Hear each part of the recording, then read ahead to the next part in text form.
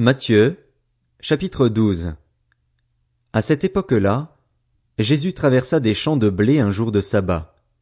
Ses disciples, qui avaient faim, se mirent à arracher des épis et à manger. À cette vue, les pharisiens lui dirent: « Regarde, tes disciples font ce qui n'est pas permis de faire pendant le sabbat. » Mais Jésus leur répondit: « N'avez-vous pas lu ce qu'a fait David lorsqu'il a eu faim, lui et ses compagnons? Il est entré dans la maison de Dieu et a mangé les pains consacrés que ni lui ni ses compagnons n'avaient le droit de manger et qui étaient réservés aux prêtres seuls. Ou n'avez-vous pas lu dans la loi que, les jours de sabbat, les prêtres violent le sabbat dans le temple sans se rendre coupables? Or je vous le dis, il y a ici plus grand que le temple.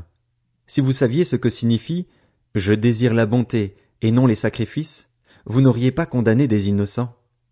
En effet, le Fils de l'homme est le Seigneur du sabbat. Jésus partit de là et entra dans la synagogue. Il s'y trouvait un homme qui avait la main paralysée. Ils demandèrent à Jésus: « Est-il permis de faire une guérison le jour du sabbat ?» C'était afin de pouvoir l'accuser. Il leur répondit: « Lequel de vous, s'il n'a qu'une brebis et qu'elle tombe dans un trou le jour du sabbat, n'ira pas la retirer de là? Or, un homme vaut beaucoup plus qu'une brebis. Il est donc permis de faire du bien les jours de sabbat. » Alors il dit à l'homme: « Tends la main. » Il la tendit, et elle devint saine, comme l'autre. Les pharisiens sortirent et tinrent conseil sur les moyens de le faire mourir. Jésus le sut et s'éloigna de là. Une grande foule le suivit. Il guérit tous les malades et leur recommanda sévèrement de ne pas le faire connaître, afin que s'accomplisse ce que le prophète Ésaïe avait annoncé. « Voici mon serviteur que j'ai choisi, mon bien-aimé qui a toute mon approbation. Je mettrai mon esprit sur lui, et il annoncera la justice aux nations. Il ne contestera pas, il ne criera pas, et personne n'entendra sa voix dans les rues. Il ne cassera pas le roseau abîmé et n'éteindra pas la mèche qui fume encore, jusqu'à ce qu'il ait fait triompher la justice.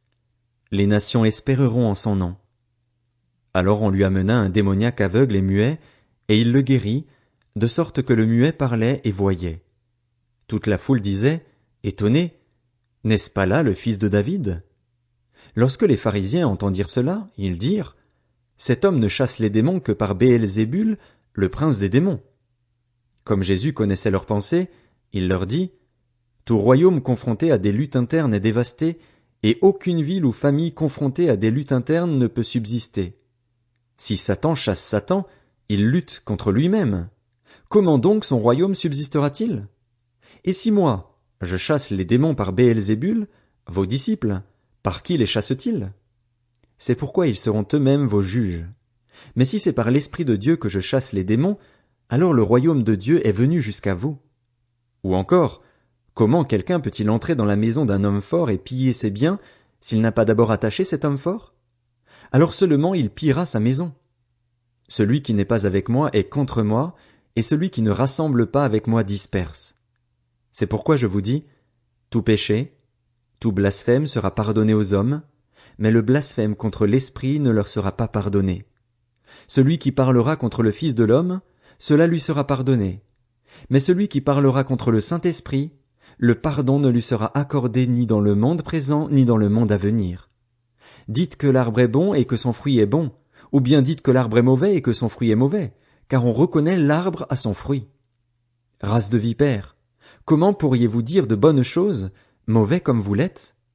En effet, la bouche exprime ce dont le cœur est plein. L'homme bon tire de bonnes choses de son bon trésor et l'homme mauvais tire de mauvaises choses de son mauvais trésor. Je vous le dis, le jour du jugement, les hommes rendront compte de toute parole inutile qu'ils auront prononcée. En effet, d'après tes paroles tu seras déclaré juste et d'après tes paroles tu seras condamné. Alors quelques-uns des spécialistes de la loi et des pharisiens prirent la parole et dirent: « Maître, nous voudrions voir un signe miraculeux de ta part. » Il leur répondit: « Une génération mauvaise et adultère réclame un signe miraculeux. Il ne lui sera pas donné d'autre signe que celui du prophète Jonas. En effet, de même que Jonas fut 3 jours et 3 nuits dans le ventre d'un grand poisson, de même le Fils de l'homme sera 3 jours et 3 nuits dans la terre.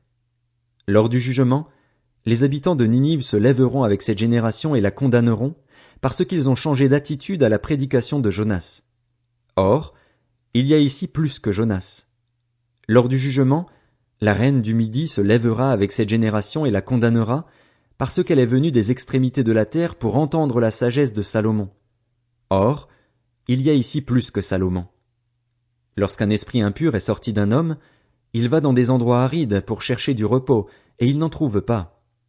Alors il dit, « Je retournerai dans ma maison, d'où je suis sorti. » À son arrivée, il la trouve vide, balayée et bien rangée.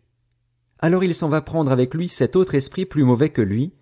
Ils entrent dans la maison, s'y installent, et la dernière condition de cet homme est pire que la première.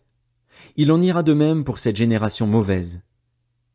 Comme Jésus parlait encore à la foule, sa mère et ses frères, qui étaient dehors, cherchaient à lui parler. Quelqu'un lui dit, « Ta mère et tes frères sont dehors et cherchent à te parler. » Mais Jésus répondit à celui qui lui parlait, « Qui est ma mère et qui sont mes frères ?» Puis il tendit la main vers ses disciples et dit, « Voici ma mère et mes frères. En effet, celui qui fait la volonté de mon Père céleste, celui-là est mon frère, ma sœur, ma mère. »